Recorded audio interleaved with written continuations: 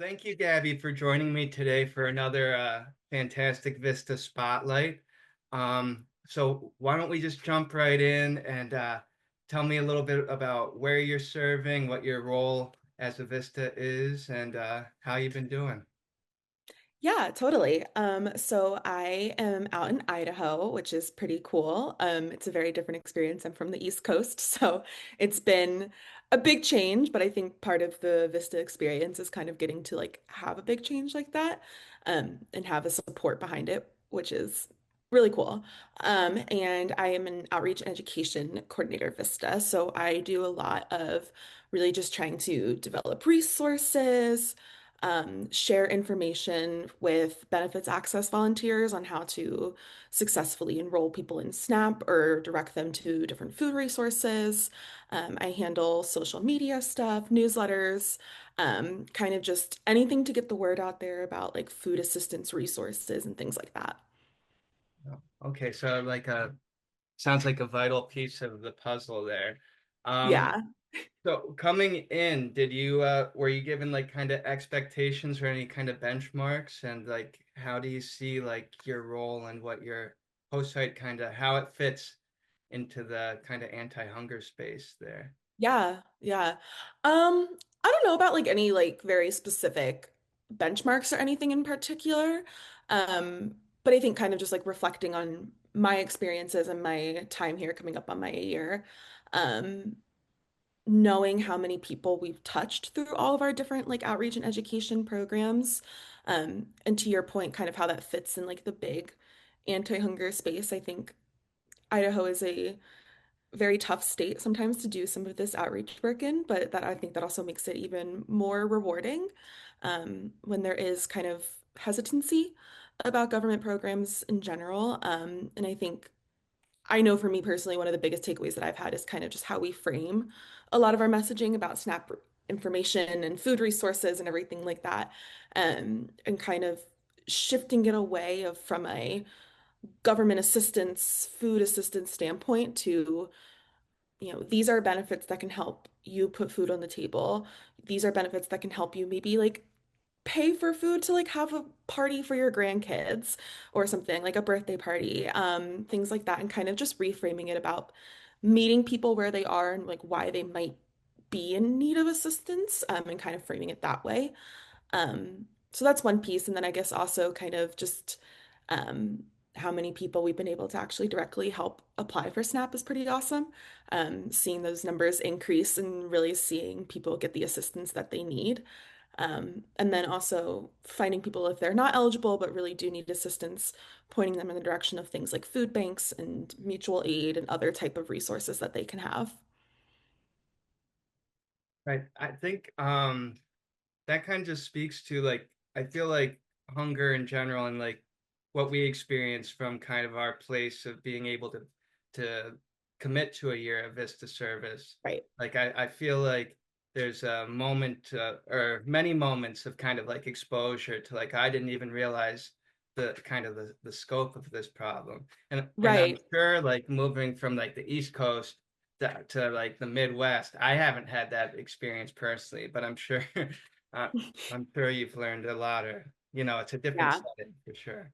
Yeah, you definitely learn a lot. And I think, like your point, I think raises something really interesting about kind of not really knowing the scope of the problem. I feel like a lot of like the Vista experience has been very transformative for myself on a personal level as well, kind of really just seeing at a community level the impact and the general scope of hunger and also like reframing mindsets about what hunger is. It's not just an emaciated child who is starving on the side of the street or these like pictures that I think we see when we see like those commercials, and everything like that. Like hunger can be skipping a meal to make sure that your kids get fed. It can be look like, maybe on the weekends you only eat two meals instead of three. It can be your neighbor who is asking for flour, like little things like that. And just kind of reshaping perspectives, I think that's really important. And a big piece of the Vista role too is really understanding your community's needs, your community's specific look, and recognizing that your community that you're serving is also not monolithic, and everyone within the community also has unique and individual needs. It sounds like you have a really, I mean, it's a complex issue, and I think that you've just demonstrated kind of a deep understanding, and Yeah, that is great. Um, but being at we're into June, and a service year goes by so quickly. Um, and so I think we're going to be up in August at this point. yeah. So do you have any like current projects that you're working on, or how has your Vista role kind of taken shape up to this point? Yeah, I think the part about like a Vista year going by really quick is very true. I feel like all of a sudden it feels like you're in it. Like it's like those first few months you're like getting your footing and you're trying to figure out your role and you're figuring out your project.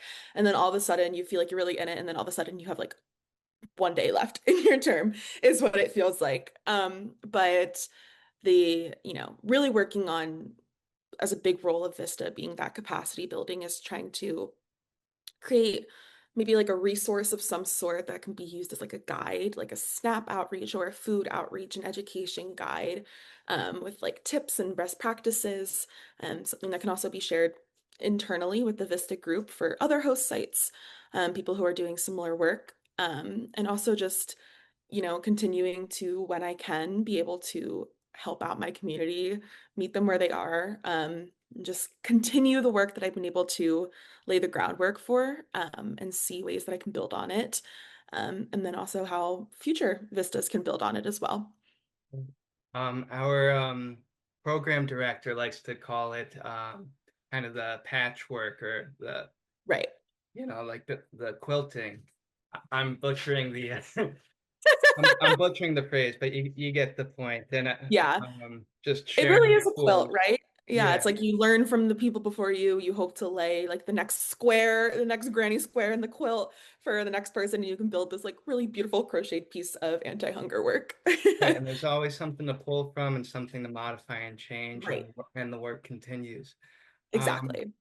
so, well, that all sounds really great. Uh, do you have a concept of after like you've been so engaged with your host site and this like specific locale? Do you have any plans? How has this experience like informed like it's 1 year of service? So where do you see how do you see this experience like informing your next steps? Yeah, that's a that's a big question. Um, I think actually the most like shocking piece of it all is I came into this thinking that I really, really wanted to do like food policy. Um, and as part of my work, I got to work a lot with seniors, and working with people with, experiencing aging, they're struggling, they have maybe disabilities or some type of barrier to accessing services. And it got me really interested into kind of like the science around aging. And I actually think I've kind of taken like a sharp pivot in my future career goals, and I'm really interested in maybe doing something with like nutrition or some type of like exercise science and looking at it from like an aging perspective. And uh, being able to also like use the experiences that I've had in this and like thinking specifically from a public health perspective, how we recognize like social determinants of health in the process of aging and like who gets to age and who gets to age with support. So yeah, I think like it surprised me, and that's been like a very recent development in like my personal life of thinking that. But um I think that's something that getting to work with a specific group of people through my service year has really showed me that I'm passionate about. So I'm very grateful for that. Yeah. Well, I mean, I think that speaks to like vistas in general, but specifically, I mean, your desire to serve, and it's revealed like you just said, like there's so many problems out there, and Right. um you find what makes you excited, and that sounds that sounds really great. You Yeah. know. Um well, I wish you all the best in that. And as a Vista leader, I'm like one step removed from that kind. Like Vistas don't do Right. direct service, but part of me is jealous of you being on the ground and at a host site and doing some really great things. So thank you for your service and taking the time to just talk about your experience with me today. Yeah, absolutely. I'm always happy to sit down. It's been a really rewarding experience and I'm really glad I joined the VISTA team.